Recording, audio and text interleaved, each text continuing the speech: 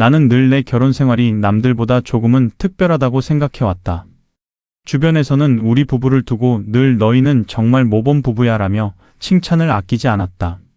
처음에는 그저 인사치레려니 했지만 시간이 지날수록 그 말이 사실임을 나 역시 믿게 되었다. 우리는 어디에서나 서로를 존중했고 티격태격 다툼보다는 배려와 웃음이 앞섰다. 그런 우리를 보며 친구들은 농담처럼 너희처럼 살 수 있다면 결혼도 괜찮을 것 같다고 말하곤 했다. 그럴 때마다 나는 은근히 어깨가 으쓱해졌다. 마치 세상에서 가장 안정된 가정을 꾸린 사람이 된 듯한 기분이었다. 아내 지영은 늘 정성스러웠다. 맞벌이로 바쁘게 일하면서도 아침마다 내 도시락을 챙겨주는 걸 한 번도 거른 적이 없다. 새벽같이 일어나 김이 모락모락 나는 밥을 짓고 내가 좋아하는 반찬들을 하나하나 담는 그녀의 손길. 그 작은 도시락 하나에 아내의 마음이 고스란히 담겨 있다는 걸 나는 잘 알고 있었다. 점심시간에 도시락 뚜껑을 열 때면 단순한 식사가 아니라 사랑을 먹는 듯한 느낌이었다. 그 따뜻한 온기가 하루 종일 나를 지탱해 주었다. 나 역시 운이 좋았다. 영업직이라는 불안정한 자리였지만 꾸준히 좋은 실적을 올리며 안정적인 생활을 이어갔다. 덕분에 우리는 매년 해외여행을 다닐 수 있었고 서로에게 특별한 추억을 선물했다. 발리의 햇살 아래에서, 파리의 에펠탑 아래에서 우리는 마치 드라마 속 주인공처럼 서로를 마주보며 영원을 약속했다. 그때 찍은 사진들을 꺼내보면 늘 환한 웃음 속에서 반짝이던 그녀의 눈빛이 아직도 내 기억 속에 선명하다. 그 눈빛만으로도 나는 세상을 다 가진 듯 행복했다. 양가 부모님들 역시 우리 부부를 칭찬하기 바빴다. 너희처럼 서로 아끼고 의지하는 부부는 처음 본다는 말에 우리는 은근한 자부심을 느꼈다. 특히 지영은 출장을 끔찍이 싫어했다. 내가 일 때문에 집을 비워야 하는 날이면 그녀는 늘 얼굴을 잔뜩 찌푸리며 내 목에 얼굴을 묻곤 했다. 나 당신 없이는 잠 못 자. 그렇게 투정 섞인 목소리로 속삭이는 순간마다 나는 그녀가 얼마나 나를 필요로 하고 있는지 실감했다. 그 애교 섞인 투정은 단순한 불만이 아니라 나에 대한 깊은 애정과 의존의 표현이었다. 그래서였을까? 출장 일정이 생길 때면 나는 오히려 약속을 더 단단히 했다. 며칠만 참아. 돌아오면 내가 좋아하는 영화도 보고 맛집도 가고 하루 종일 붙어 있어 줄게. 그렇게 그녀의 불안을 달래며 집을 나설 때면 늘 마음 한켠이 뭉클했다. 아내의 사랑을 확인하는 순간이기도 했으니까. 우리의 일상은 단조롭지만 따뜻했다. 아침에는 내가 먼저 일어나 커피를 내리고 지영은 도시락을 준비했다. 퇴근 후에는 둘이 소파에 앉아 하루의 피곤을 풀며 드라마를 보거나 주말이면 손을 꼭 잡고 동네 산책을 했다. 사람들은 말한다. 시간이 지나면 사랑이 시들해진다고. 하지만 우리는 달랐다. 서로를 바라보는 눈빛은 여전히 연애 시절처럼 설렘이 묻어 있었고 스킨십조차도 자연스럽게 이어졌다. 결혼 8년 차임에도 불구하고 우리는 여전히 연인 같았다. 내가 가장 기억에 남는 순간은 5주년 기념일이었다. 평소처럼 단정한 식탁 위에 지영은 작은 케이크를 올려놓았다. 초를 켜고는 내게 말했다. 우리 앞으로도 이렇게 매년 함께 축하할 수 있었으면 좋겠어. 그때 그녀의 눈빛은 진심이었다. 나는 단 한치의 의심도 없이 고개를 끄덕였다. 물론이지. 평생 그럴 거야. 그 약속은 내 인생에서 가장 확고한 신념 중 하나였다. 나는 늘 생각했다. 내 인생이 이렇게 안정적이고 행복할 수 있었던 건 순전히 지영 덕분이라고. 그녀의 세심한 배려와 변함없는 애정이 있었기에 나는 누구보다 든든한 삶을 살고 있다고 믿었다. 그래서였다. 그 믿음이 너무나 단단했기에 그토록 견고해 보이던 우리의 삶이 한순간에 무너져 내릴 것이라고는 그 누구보다도 내가 상상조차 하지 못했다. 출장. 그 단어는 우리 부부 사이에서 늘 불편한 의미로 다가왔다. 다른 집이라면 흔히 있는 일일 수도 있다. 남편이 일을 위해 집을 비우는 것, 잠시 떨어져 있는 것. 하지만 지영에게 출장은 유난히 큰 두려움이었다. 내가 없는 밤을 견디지 못한다며 그녀는 늘 내 어깨에 얼굴을 묻고는 말했다. 당신 없이 자는 거 너무 싫어. 나는 그 말을 귀엽게 받아들였다. 결혼 8년 차에도 여전히 나 없이는 잠들기 힘들다는 그 마음이 오히려 사랑스럽게 느껴졌다. 그래서 출장 일정을 잡을 때면 오히려 나 스스로 그녀에게 다짐하곤 했다. 며칠만 참아. 돌아오면 하루 종일 붙어 있을게. 네가 좋아하는 맛집도 가고 영화도 보고 내가 꽉 안아줄게. 그 약속은 언제나 지켜왔고 지영도 그걸 믿어주었다. 이번 출장도 마찬가지였다. 3박 4일 부산. 업무 자체는 단순했다. 오랫동안 준비해온 계약건을 마무리하는 자리였으니 형식적으로 도장만 찍으면 되는 일이었다. 마음이 무겁지 않은 대신 그녀를 두고 떠난다는 사실이 아쉽게만 느껴졌다. 출발 전날 밤 우리는 평소보다 늦게까지 이야기를 나눴다. 지영은 장난스럽게 말했다. 3박 4일이나? 나도 따라갈까? 농담처럼 던진 말이었지만 그녀의 표정은 진지했다. 그 순간 나는 잠시 고민했다. 하지만 곧 웃으며 그녀의 손을 꼭 잡았다. 금방 다녀올게. 걱정 마. 나흘 후엔 다시 옆에 있을 거야. 다음날 아침 KTX를 타기 위해 집을 나서는 순간에도 그녀는 현관 앞에 서서 나를 바라봤다. 평소보다 오래, 깊게. 그 눈빛에는 의심도 불안도 없었다. 오직 아쉬움과 그리움만 담겨 있었다. 나는 그 시선을 뒤로 한 채 열차에 몸을 실었다. 창밖 풍경이 빠르게 스쳐 지나가는데 마음속은 여전히 그녀의 온기로 가득했다. 부산에 도착했을 때 도시는 활기로 가득 차 있었다.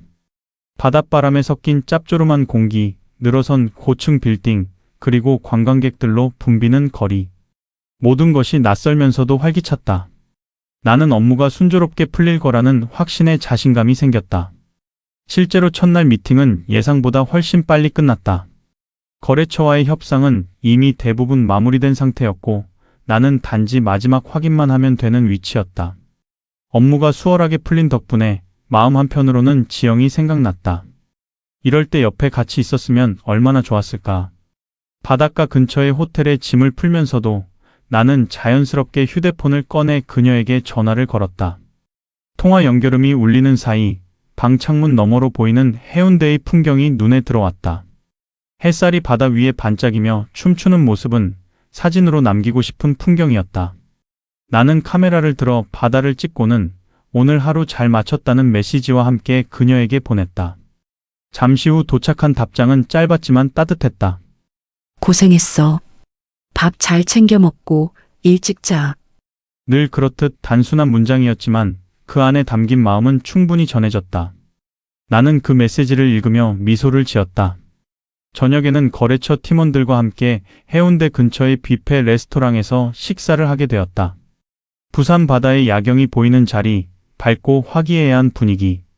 누군가는 농담을 던지고 또 누군가는 술잔을 채우며 분위기를 띄웠다. 하지만 나는 문득 그녀에게 오늘 하루를 전해주고 싶다는 생각에 습관처럼 휴대폰을 꺼냈다. 바다를 배경으로 사진을 찍고 이따가 전화할게 라는 메시지를 보낼 참이었다. 그런데 그 순간 레스토랑 벽면을 가득 채운 거울에 무심코 시선이 닿았다. 그리고 나는 잠시 말을 잃었다. 거울 속에 비친 한 커플. 여자의 뒷모습은 너무도 익숙했다. 짧게 찰랑거리는 단발머리, 아담한 체구, 그리고 왼쪽 손목에 새겨진 작은 하트 모양 문신. 내 아내 지영과 똑같았다. 나는 눈을 의심했다. 머릿속에서 수없이 합리화를 했다. 설마 아닐 거야. 그냥 닮은 사람이겠지. 하지만 심장은 내 생각을 비웃듯 미친 듯이 뛰기 시작했다. 나는 일부러 고개를 돌려 다시 확인했다. 거울 속 그녀는 웃고 있었다. 그리고 그 옆에 앉은 남자는 분명 내가 아니었다. 거울 속에서 마주친 뒷모습. 그 순간 시간은 멈춘 듯 했다. 나는 눈을 비볐다. 잘못 본 걸 거라고, 그냥 우연히 닮은 사람일 거라고 애써 합리화했다. 하지만 아무리 눈을 의심해도 그 단발머리의 곡선과 손목에 새겨진 작은 하트 문신은 결코 착각일 수 없었다. 그건 분명 지영이었다. 내가 8년 동안 매일 바라본 나의 아내였다. 숨이 막혔다. 가슴이 쿵쾅거리며 귓가를 때렸고 손끝이 떨리기 시작했다. 나는 본능적으로 다시 거울을 확인했다. 거기에는 여전히 그녀가 있었다. 웃고 있었다. 그러나 그 웃음은 내가 아는 웃음이 아니었다. 나를 향해 지어주던 따뜻한 미소가 아니라 옆자리에 앉은 다른 남자를 향한 환한 웃음이었다. 나는 자리에서 벌떡 일어나고 싶었다. 당장 달려가 그녀의 이름을 부르고 싶었다. 하지만 몸은 굳어 있었다. 회사 동료들이 옆에서 대화를 이어가고 있었고 내 안의 혼란은 밖으로 드러나지 않게 애써 눌러야 했다. 숟가락을 쥔 손에 힘이 들어가다 못해 떨림이 느껴졌다. 무슨 일 있어요? 옆자리에 앉은 동료가 물었다. 나는 억지로 웃어내며 고개를 저었다. 아니에요. 그냥 좀 피곤해서. 목소리가 갈라졌지만 다행히 더 이상 묻지 않았다. 다시 시선을 거울로 돌렸을 때 그녀는 여전히 그곳에 있었다. 웃고 말하고 때로는 장난스럽게 손을 흔드는 모습. 그리고 그녀 옆에 남자는 마치 오래된 연인처럼 자연스럽게 그녀의 잔에 술을 따라주고 있었다. 이게 뭐지? 왜 지영이 여기에 있는 거지? 머릿속은 하얘졌다. 분명 아침에 내가 집을 나설 때 그녀는 현관에 서 있었다. 눈시울이 붉어질 만큼 아쉬워하며 나를 배웅했었다. 그런데 몇 시간 뒤 수백 킬로미터 떨어진 부산에서 다른 남자와 함께 있다는 말인가? 나는 핸드폰을 꺼내들었다. 그녀에게 전화를 걸어야 했다. 하지만 손가락이 화면 위에서 멈췄다. 만약 이 순간 전화를 걸었을 때 눈앞의 여자가 받는다면? 그 목소리가 들린다면? 나는 그 사실을 감당할 수 있을까? 결국 전화를 걸지 못한 채 메시지 창만 열어본다. 뭐 하고 있어? 라는 평범한 문장을 쓰려다 지우고 잘 자라는 말을 쓰려다 또 멈췄다. 결국 아무 말도 보내지 못했다. 식사는 이어졌다. 사람들은 웃고 떠들었지만 내 귀에는 아무것도 들어오지 않았다. 오직 거울 속 장면만이 뇌리에 박혀 있었다. 그리고 한순간 그녀가 고개를 돌리며 살짝 웃는 모습을 보았다. 나는 심장이 멎는 줄 알았다. 그 웃음은 분명 지영의 것이었다. 세상 누구와도 헷갈릴 수 없는 내가 사랑한 아내의 미소였다. 식사가 끝나고 동료들이 자리에서 일어나자 나는 급히 핑계를 댔다. 저는 먼저 들어가 보겠습니다. 피곤해서요. 누군가 붙잡으려 했지만 나는 웃으며 손을 흔들고는 서둘러 레스토랑을 빠져나왔다. 밖으로 나오자 차가운 바닷바람이 얼굴을 스쳤다. 하지만 그 바람도 정신을 맑게 해주지 못했다. 오히려 더 깊은 혼란에 빠져들었다. 나는 무작정 근처 거리를 걸었다.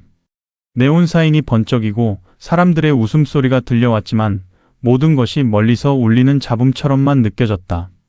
머릿속에서는 오직 한 장면만 반복 재생됐다. 거울 속 그녀와 그 남자. 서로를 바라보며 웃던 모습. 설마 지영이 나를 속이고 있었던 건가? 생각이 그 지점에 다다르자 가슴이 찢어질 듯 아팠다. 나는 그녀를 믿었다. 한 번도 의심한 적 없었다. 출장조차 싫다며 내 곁을 원하던 그녀였다. 그런 사람이 어떻게 이렇게 낯선 도시에서 다른 남자와 함께 있을 수 있단 말인가? 호텔로 돌아왔지만 방 안은 숨 막히게 답답했다. 창문 너머로 보이는 바다조차 어둡고 차갑게만 느껴졌다. 나는 침대에 앉아 휴대폰을 다시 들었다. 지영에게 전화를 걸고 싶었지만 두려웠다.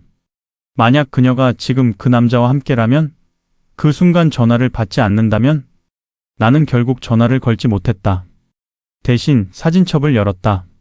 지난 여행에서 찍은 그녀의 사진, 집에서 웃으며 케이크를 자르던 모습, 그리고 얼마 전 함께 본 영화 티켓.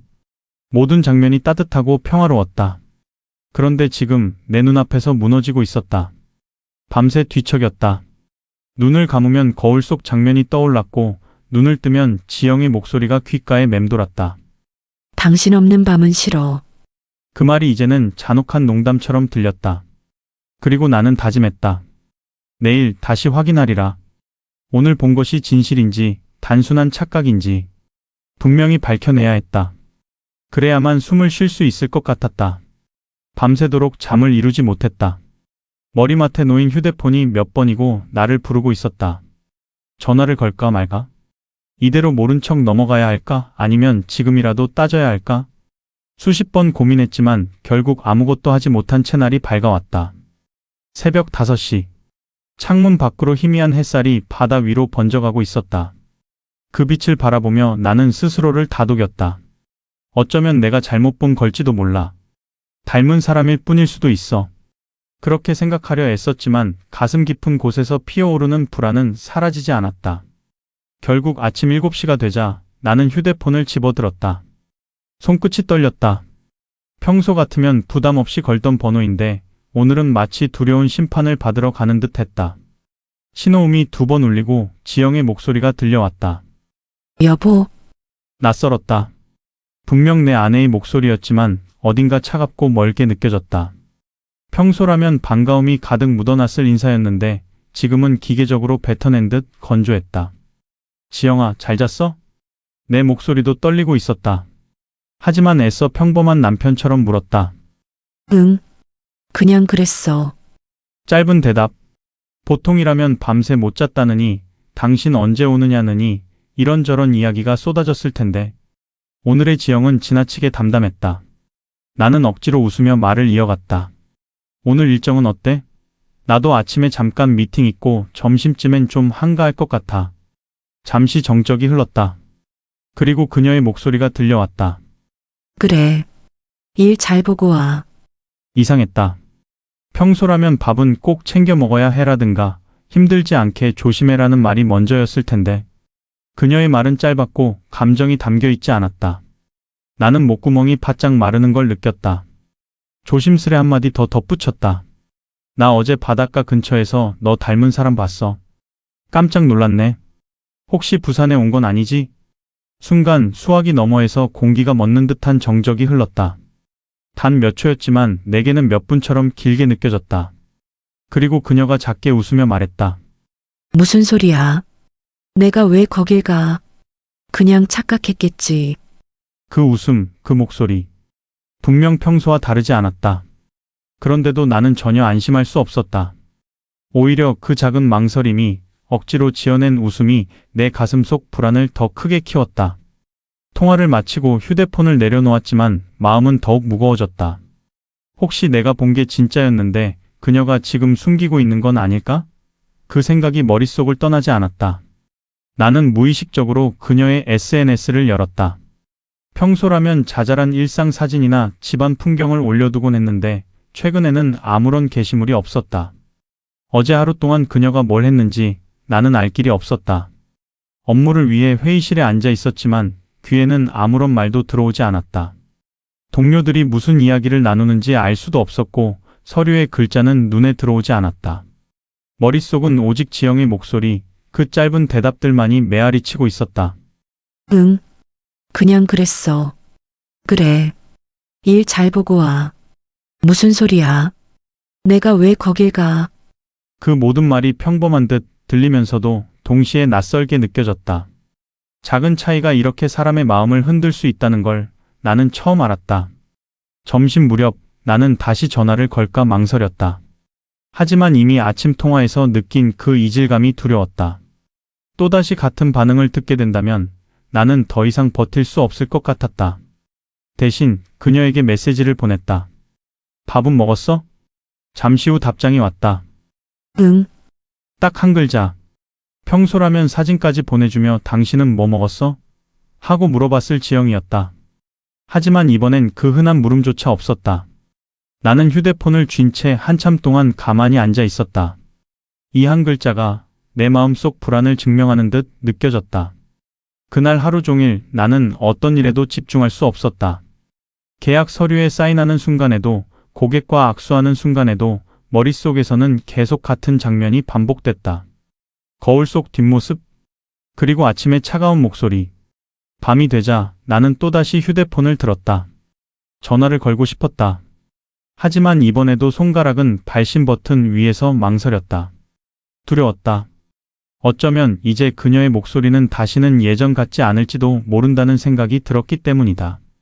불안은 늘 사소한 것에서 시작된다. 하지만 그 사소한 것들이 하나둘 쌓이다 보면 결국 무시할 수 없는 진실의 그림자를 드러내기 마련이다. 출장 둘째 날 나는 여전히 일에 집중하지 못했다. 아침에 어색한 통화 이후로 지영은 몇 차례 짧은 메시지를 보냈지만 모두 평소와는 달랐다. 감정이 빠져 있었고 대화의 맥락도 억지로 이어가는 듯했다. 나는 그 작은 변화 하나하나를 마음속에 새겨두었다. 그리고 그날 밤 호텔에 돌아와 휴대폰을 확인하던 순간 나는 이상한 메시지를 발견했다. 새벽 2시 13분. 지영이 보낸 카카오톡 알림이었다. 뭐 하고 있어? 평소라면 절대 있을 수 없는 시간이었다. 그녀는 늘 일찍 잠드는 편이었고 한밤중에 메시지를 보낸 적은 단 한 번도 없었다. 더군다나 그 문장 끝에는 우리가 한 번도 쓰지 않았던 이모티콘이 붙어 있었다.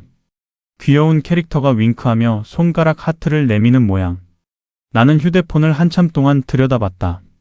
이걸 나한테 보낸 게 맞을까? 혹시 잘못 보낸 건 아닐까?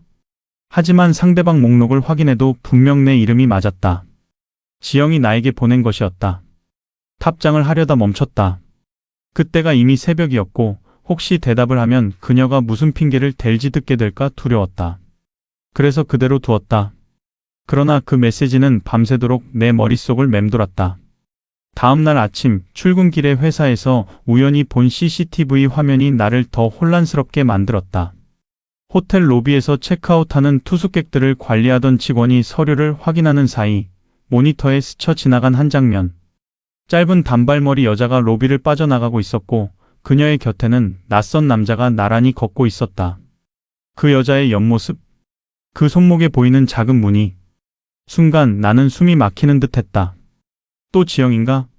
모니터를 다시 확인하려 했지만 이미 장면은 지나가고 다른 투숙객 화면으로 바뀌어 있었다. 나는 서류를 건네며 직원에게 무심한 척 물었다. 혹시 조금 전 나간 사람들 체크아웃 했나요? 직원은 고개를 갸웃하며 대답했다. 아, 방금 나가신 두 분이요? 네, 맞습니다. 오늘 오전에 체크아웃 하셨어요. 심장이 쿵 내려앉았다. 두 분이라는 말. 그리고 나란히 걷던 그림자. 하지만 나는 더 이상 묻지 못했다. 회사 동료들이 내 옆에서 대화를 이어가고 있었고 나는 그저 아무 일 없는 듯 고개만 끄덕였다. 그날 오후 지영에게 전화를 걸었다. 평소처럼 안부를 묻고 별다른 티를 내지 않으려 했지만 그녀의 목소리는 또다시 미묘하게 달랐다. 왜 이렇게 전화를 자주 해? 바쁜 거 아냐? 농담처럼 들리기도 했지만 그 말투엔 짜증 섞인 날카로움이 있었다. 나는 얼어붙은 듯 대답했다. 그냥 보고 싶어서. 순간 짧은 정적이 흐른 뒤 그녀가 말했다. 나중에 얘기하자. 지금은 좀 피곤해. 그리고 전화를 끊어버렸다. 휴대폰 화면이 꺼진 채 어두워지자 나의 마음속은 끝없는 의심으로 가득 찼다. 어쩌면 나는 이미 답을 알고 있는지도 모른다. 하지만 그 답을 인정하기가 두려웠다. 저녁, 다시 카카오톡이 도착했다. 잘 들어갔어? 간단한 안부 인사였다. 그런데 그 뒤에 붙은 또 다른 낯선 이모티콘. 이번엔 작은 곰돌이가 하트를 날리고 있었다. 나는 그 이미지를 보는 순간 소름이 돋았다. 우리는 결혼한 이후 단 한 번도 이런 이모티콘을 주고받은 적이 없었다. 우리 부부의 대화는 늘 짧고 담백한 문자였지 이런 장식적인 표현은 없었다. 나는 의도적으로 짧게 답했다. 응. 잘 들어갔어. 하지만 그녀는 그 뒤로 아무 대답도 하지 않았다. 방 안은 고요했다. TV를 켜도 음악을 틀어도 그 불안은 사라지지 않았다. 머릿속은 계속 단서들을 이어붙이고 있었다. 거울 속 뒷모습, 어색한 아침 통화, 새벽 2시의 메시지와 낯선 이모티콘, 그리고 호텔 CCTV에 포착된 두 사람. 모든 퍼즐 조각이 하나로 맞춰지며 나는 점점 확신에 가까워지고 있었다. 지영은 뭔가를 숨기고 있다. 그리고 그 무언가는 내가 감당하기 힘든 진실일 것이다. 나는 침대 끝에 앉아 깊은 숨을 몰아쉬었다. 이제 선택의 순간이 다가오고 있었다. 의심만 하고 있을 것인가, 아니면 직접 눈으로 확인할 것인가. 그때 알림음이 울렸다. 또다시 지영의 메시지였다. 내일 뭐 해? 짧은 문장이었지만 내 눈에는 낯선 부호처럼 느껴졌다. 나는 차마 대답하지 못한 채 휴대폰을 내려놓았다.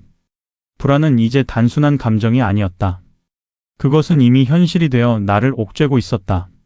사람의 심장은 놀라울 만큼 큰 진실 앞에서 작아진다. 그리고 그 순간 나는 내 심장이 제 몸을 버리고 도망가 버릴 것만 같았다. 프런트 데스크에 서 있던 직원이 내게 건넨 한마디. 1106호 박지영님 말씀이신가요? 그 이름을 듣는 순간 내 안에서 무너져 내리는 소리가 들렸다. 지영. 내 아내. 내가 여전히 사랑한다고 믿고 있는 사람. 그 이름이 낯선 공간, 낯선 호텔 방 번호와 나란히 불려지는 걸 듣는 건 차라리 귀를 찢는 고통 같았다. 나는 억지로 미소를 지으며 고개를 끄덕였다. 네, 맞아요. 목소리는 떨렸지만 최대한 평온하게 들리도록 애썼다. 하지만 직원이 내 눈을 똑바로 보며 덧붙인 한마디는 나를 산산조각 냈다. 혹시 남편분은 아니시죠? 시간이 멈춘 듯 했다. 나는 분명 남편이다. 그녀의 남편. 그런데 지금 이 직원의 말 속에는 이미 다른 누군가가 남편이라 주장한 사람이 존재한다는 뉘앙스가 담겨 있었다. 혈액이 거꾸로 솟구쳐 오르는 것 같았다. 온몸의 세포가 동시에 끌어올라 폭발하는 듯 했다. 당장 내가 남편이다. 라고 소리치고 싶었지만 나는 이를 악물었다. 아직은 증거가 필요했다. 아직은 무너져 내린 감정을 붙잡아야 했다. 직원은 잠시 머뭇거리다. 내가 내민 신분증을 확인한 뒤 마지못해 키카드를 건넸다. 잠시만 사용하시고 꼭 반납해 주세요. 나는 고개만 끄덕였다. 손에 쥔 얇은 플라스틱 카드가 내 운명을 결정짓는 열쇠 같았다. 1106호. 복도를 따라 걷는 동안 심장이 미친 듯이 뛰었다. 발걸음이 방 문 앞에 멈춘 순간 내 호흡은 짧고 가빠졌다. 문틈 너머에서 흐릿하게 들려오는 소리. 나는 숨을 죽이고 귀를 기울였다. 그리고 그 안에서 들려온 웃음소리. 분명 지영의 목소리였다. 나는 천천히 눈을 감았다. 이제 부정할 수 없었다. 이 호텔 방 안에는 내 아내가 있었다. 하지만 혼자가 아니었다. 고지어 낮고 굵은 남자의 목소리가 뒤따라왔다. 벌써 네 번째잖아. 우리 강 씨는 몇 번이고 먹어도 질리지가 않네. 순간 내 귓가가 얼어붙었다. 네 번째. 그 한마디는 칼이 되어 내 가슴을 꿰뚫었다. 나는 무의식적으로 휴대폰을 꺼내 녹음 버튼을 눌렀다. 단 몇 초라도, 단 한마디라도 기록해야 했다. 그 짧은 대화 속에 배신의 전부가 담겨 있었기 때문이다. 손이 떨려 휴대폰을 떨어뜨릴 뻔했다. 하지만 나는 이를 악물고 녹음기를 쥐었다. 47초. 짧은 시간이었지만 내게는 지옥과도 같은 길고 잔혹한 순간이었다. 문틈 사이로 비치는 불빛, 그리고 들려오는 숨소리와 웃음. 나는 더 이상 서 있을 수 없었다. 그 자리에 무너져 내리고 싶었다. 하지만 동시에 눈물이 앞을 가리면서도 이상하게도 내 안의 차가운 이성이 고개를 들고 있었다. 지금은 아니다. 지금 들이닥치면 모든 게 끝난다. 증거를 더 잡아야 한다. 나는 서둘러 계단 쪽으로 몸을 숨겼다. 숨을 몰아쉬며 벽에 기대어 서 있는데 잠시 후 문이 열리는 소리가 들렸다. 복도의 발자국 소리가 퍼졌다. 나는 고개를 살짝 내밀었다. 그리고 봤다. 지영이었다. 어젯밤 내가 레스토랑 거울 속에서 보았던 그 원피스를 그대로 입고 있었다. 그녀의 입술은 미묘하게 붉게 물들어 있었고 옆에는 낯선 남자가 당당히 그녀의 허리를 감싸고 있었다. 그들의 모습은 너무나 자연스러웠다. 마치 오랫동안 함께한 연인처럼 익숙하고 편안한 동작. 그것이 나를 더 잔혹하게 찔러댔다. 나는 떨리는 손으로 휴대폰을 들어 사진을 찍었다. 셔터 소리가 작게 울렸고 그 한 장의 사진이 내 인생을 둘로 쪼개버렸다. 그 순간 지영이 고개를 돌렸다. 그리고 우리 눈이 마주쳤다. 0.5초. 아주 짧은 순간. 하지만 그 한순간이 내 세상을 뒤엎었다. 지영은 나를 알아보았다. 분명히 내 눈을 보았다. 하지만 그녀는 아무런 감정도 드러내지 않았다. 놀람도 죄책감도 미안함도 없었다. 그저 무표정. 마치 나를 모르는 사람을 본 것처럼 아무 의미 없는 시선으로 스쳐 지나갔다. 나는 온몸이 무너져 내렸다. 그녀가 나를 알아보지 못한 게 아니라 알아보지 못하는 척한 것일지도 모른다. 그 생각이 내 영혼을 갈기갈기 찢었다. 지영은 남자의 손을 잡은 채 복도를 지나갔고 나는 그 자리에서 움직이지 못한 채 얼어붙어 있었다. 내 손에 남은 건 47초의 녹음 파일과 흐릿한 사진 한 장. 그리고 돌이킬 수 없는 배신의 흔적이었다. 그날 해운대 거리는 평화롭기만 했다. 바닷바람이 얼굴을 스치고 파도 소리가 부서지듯 울렸다. 그러나 내 안은 완전히 뒤집혀 있었다. 심장은 터질 듯이 뛰고 손바닥은 땀으로 미끄러웠다. 나는 아직 집으로 돌아가지 않았다. 그녀와의 거리, 그 순간의 현실을 증거로 남기기 위해 한 걸음 한 걸음 조심스럽게 움직였다. 그리고 기억 속에서 떠올린 어제 저녁의 장면, 레스토랑 거울 속 뒷모습이 내 머릿속을 지배했다. 이제는 확실한 증거가 있다. 나는 마음속으로 수십 번 반복했다. 왜 이렇게 외면하는 거야? 모든 것이 머릿속에서 뒤엉켰다. 내 손에는 사진, 휴대폰, 그리고 짧은 녹음 파일이 있다. 그럼에도 그녀는 나를 부인했다. 모르는 사람, 지나가는 사람, 바닷바람에 스쳐간 그림자처럼. 나는 천천히 발걸음을 옮겼다. 멀리서 그녀와 남자의 실루엣이 보였다. 손을 맞잡고 사진을 찍으며 웃고 있었다. 그 장면은 어제 레스토랑과 호텔에서 봤던 그대로였다. 너무 익숙해서 더 비참하게 느껴졌다. 그 익숙함 속에 나는 배신을 확인했다. 휴대폰을 들이밀고 사진을 찍는 순간 남자는 순간적으로 나를 발견했다. 눈이 커지고 숨이 막히는 듯 얼굴이 굳었다. 하지만 지영은 여전히 나를 외면했다. 알고 있으면서도 모르는 척. 그녀의 무표정은 내 안에서 분노와 절망을 동시에 터뜨렸다. 나는 숨을 고르며 생각했다. 이 상황에서 내가 할 수 있는 건 증거를 더 확보하는 것뿐. 조심스럽게 가까이 다가가며 녹음기를 켰다. 그녀가 남자와 나누는 말, 웃음소리, 손짓 하나하나가 내 기록 속에 담겼다. 그 모든 순간이 나를 옥죄었다. 발걸음을 멈추고 잠시 숨을 고른다. 바닷바람이 차갑게 스며오지만 내 마음은 그보다 훨씬 더 차갑다. 이제 확실하다. 그녀는 이미 다른 세계에 서 있고 나는 그 세계에 들어갈 수 없다는 것을. 눈앞의 증거와 눈이 마주친 순간에도 그녀는 나를 부정했다. 그 부정이 가장 큰 고통이었다. 나는 한숨을 내쉬며 다시 녹음기와 휴대폰을 쥔다. 이 증거들이 있어야만 그녀가 내 곁에서 내 존재를 부인할 수 없다는 사실을 확인할 수 있다. 그럼에도 마음은 피폐하다. 혼자 남겨진 것 같은 고립감, 믿었던 사람의 무심함, 내 모든 감정이 폭풍처럼 몰려왔다. 그 순간 나는 깨달았다. 이 싸움은 단순히 증거를 들이밀고 사실을 확인하는 것이 아니다. 이 싸움은 그녀와 나 서로 다른 선택과 세계 속에서 벌어지는 심리적 전쟁이었다. 눈앞의 바다처럼 끝없는 갈등과 불신이 밀려왔다. 그리고 나는 결심했다. 이제 물러설 수 없다. 증거를 확보했고 눈이 마주쳤고 그녀의 부정을 확인했다. 다음은 반드시 결론을 마주할 시간이다. 그날 해운대 백사장과 호텔 복도에서 나는 스스로에게 말하고 있었다. 끝까지 확인할 것이다. 진실을 마주할 것이다. 바닷바람이 차갑게 불어오는 해운대 백사장. 파도 소리는 고요한 듯하지만 내 마음 속에서는 폭풍이 휘몰아치고 있었다. 그녀를 따라 호텔 계단에서부터 계속 그림자처럼 뒤쫓아왔다. 매 순간 내 심장은 터질 듯 뛰었지만 발걸음은 무겁고 더딜 수밖에 없었다. 그들이 서로를 바라보며 웃는 모습, 서로의 손을 잡고 걷는 모습, 모든 것이 나를 조여왔다. 그리고 마침내 우리는 백사장에서 마주쳤다. 햇살은 바다 위에 부서져 반짝였지만 그 빛은 내 마음을 밝히지 못했다. 그녀는 남자와 함께 있었다. 웃고 있었다. 장난스러운 손짓, 사진을 찍어주는 순간의 장면. 그 모든 장면이 한 번에 나를 덮쳤다. 지영아. 내 목소리는 떨렸지만 파도 소리와 맞부딪히며 확실히 들렸을 것이다. 그녀는 순간 움찔하며 돌아섰다. 남자의 표정이 순간 굳었다. 누구야? 나는 숨을 고르며 천천히 다가갔다.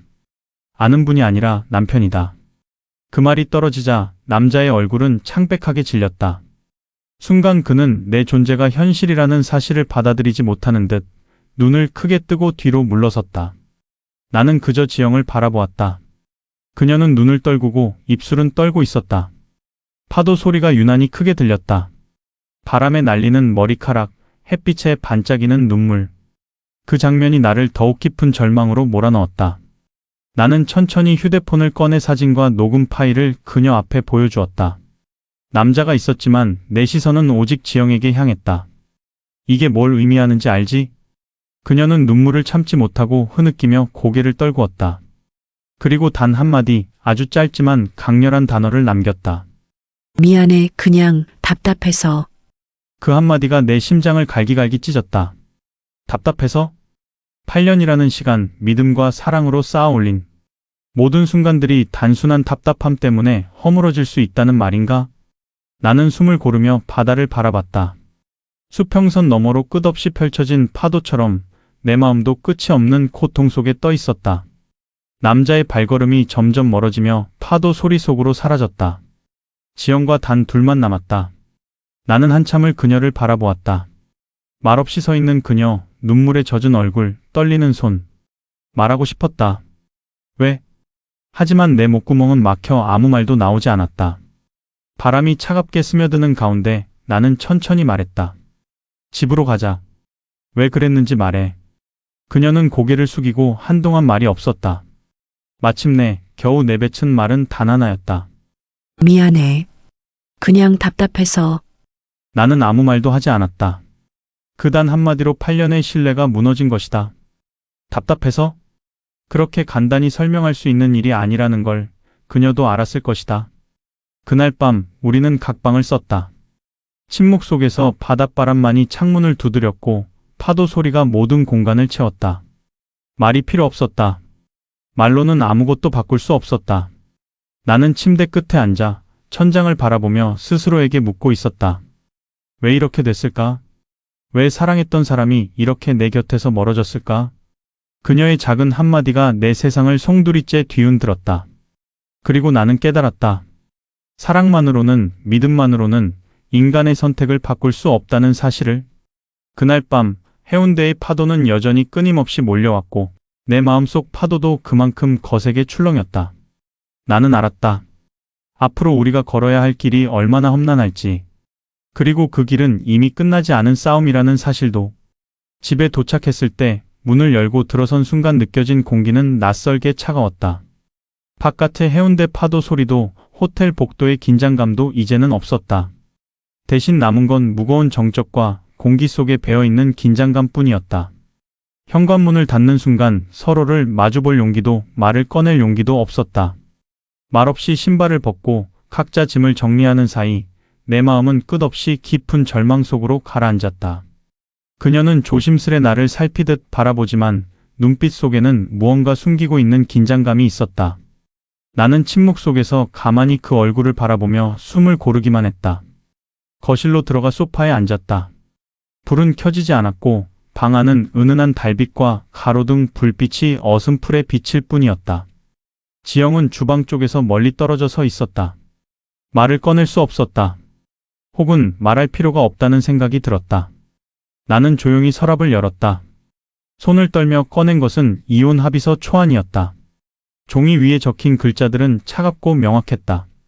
내 마음속 감정이 아니라 현실을 기록한 증거였다. 내가 할 수 있는 마지막 선택지 또는 그녀에게 던지는 최후의 경고였다. 이거 뭐야? 지영의 목소리가 떨렸다. 그 한마디가 내 심장을 흔들었다. 하지만 나는 차분히 담담하게 말했다. 읽어봐.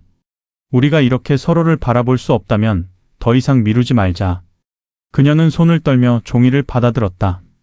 눈에 눈물이 맺혔다. 그렇게 오래 참아왔던 감정이 한꺼번에 터진 듯 몸이 떨리며 무너졌다. 한 번이야 진짜. 용서해줘. 그 한마디가 지난 몇 달간 내 마음속에서 자라온 분노와 배신감을 무겁게 눌렀다. 나는 차갑게 그러나 확실히 물었다. 그 한 번이 벌써 네 번째라면서? 그녀는 더 이상 아무 대답도 하지 못했다. 말없이 눈물을 흘리는 그녀의 모습, 그저 내 시선을 피하는 모습이 나에게는 결코 이해할 수 없는 현실이었다. 그날 밤 우리는 각자 방으로 들어갔다. 서로 말 한마디 없이 침대에 누워 천장을 바라보았다. 방 안의 공기는 얼어붙은 듯 차가웠고 숨소리마저도 서로에게 닿지 않았다. 시간이 흐르지만 침묵은 풀리지 않았다. 그 침묵 속에서 나는 매 순간 지영을 떠올리며 8년이라는 세월이 한순간에 무너진 사실을 받아들여야 했다. 이틀이 지나자 지영은 조심스럽게 내 눈치를 보며 말을 꺼냈다. 밥 먹자. 내가 만들게. 하지만 나는 식탁에 앉지 않았다. 그럴 마음도 그럴 힘도 없었다. 내 안에서는 아직 배신감과 상처가 거대한 파도로 일렁이고 있었다. 나는 다시 서랍에서 서류를 꺼냈다. 손가락으로 합의서를 쓸어내리며 생각했다. 이제 선택을 해야 한다. 끝낼 것인가? 아니면 마지막 기회를 줄 것인가? 그녀는 눈물을 닦으며 힘겹게 입을 열었다. 상담은 해볼래. 우리 상담이라도 받아볼게. 그런 후에도 같은 결론이라면 알겠어. 나는 천천히 고개를 끄덕였다. 말 한마디로 모든 것이 해결되는 건 아니었다. 하지만 그 짧은 가능성마저도 붙잡을 수밖에 없었다. 그날 이후 우리 집은 여전히 침묵 속이었다. 말 없는 시간, 무거운 공기, 서로의 눈길을 피하는 하루하루. 나는 그 침묵 속에서 스스로에게 끊임없이 묻고 있었다.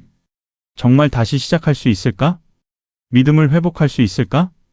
혹은 이제 끝을 받아들여야 하는 걸까? 그 어떤 대화도 어떤 말도 그날의 상처를 지워주지 못했다. 단지 가능성의 흔적만 남았다. 그리고 나는 깨달았다.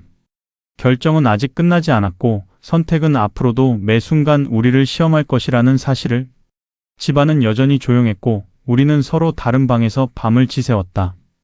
바깥의 바람 소리만이 귓가에 맴돌았다. 그 속에서 나는 알 수 있었다.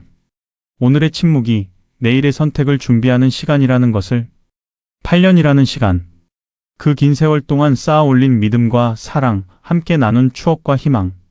모든 것이 단 한 번의 배신으로 흔들리고 뒤틀리고 무너져 내렸다. 집안은 여전히 침묵으로 가득했다. 식탁 위에 놓인 이혼 합의서, 그 위에 남아있는 그녀의 눈물 흔적.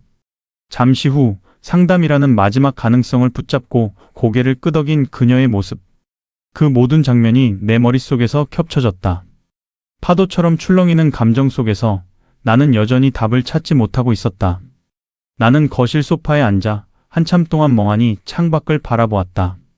바람이 불면 커튼이 살짝 흔들리고 햇빛이 바닥에 비쳐 밝은 그림자를 만들었다. 그 밝음 속에서도 내 마음은 끝없이 어두웠다. 왜 이렇게 됐을까? 나는 수없이 스스로에게 묻는다. 왜 그녀는, 왜 우리는, 왜 모든 것이 이렇게 복잡하게 얽힌 걸까? 8년 동안 믿었던 사람. 그 사람을 의심한 적은 거의 없었다. 함께 웃고 함께 울고 함께 계획하고 함께 미래를 꿈꾸었다. 그런 그녀가 단 한순간 내 곁을 떠나 다른 세계에 서 있었던 현실. 그 현실 앞에서 나는 스스로를 부정하는 기분이었다. 믿음이라는 단단한 성이 순식간에 모래성처럼 무너지는 순간을 나는 몸과 마음으로 경험했다. 차라리 몰랐더라면 더 행복했을까? 그 질문이 내 머릿속에서 반복된다. 몰랐다면 나는 여전히 그녀를 온전히 믿고 웃고 사랑할 수 있었을까? 몰랐다면 나는 아직도 그 따뜻한 아침 도시락, 부드러운 손길, 함께 나눈 여행 속에서 행복을 느낄 수 있었을까? 그러나 이제는 안다. 몰랐더라도 결국 현실은 언젠가 드러나고 진실과 마주해야 한다는 사실을. 진실을 모른 척하며 살아가는 삶이 진정한 행복일 수 있을까? 그 선택조차 쉽지 않다. 나는 눈을 감고 지난 8년간의 순간들을 되짚어본다. 첫 만남의 설렘, 서로에게 마음을 열었던 날들, 결혼식에서 서로를 바라보며 약속했던 그 말들. 모든 순간이 진심이었다고 믿고 싶다. 하지만 그 진심 위에 그녀의 단 한 번의 배신이 남긴 흔적은 너무 깊게 새겨져 있다. 그 흔적을 지우려 해도 마음속 파도처럼 다시 되돌아오고 만다.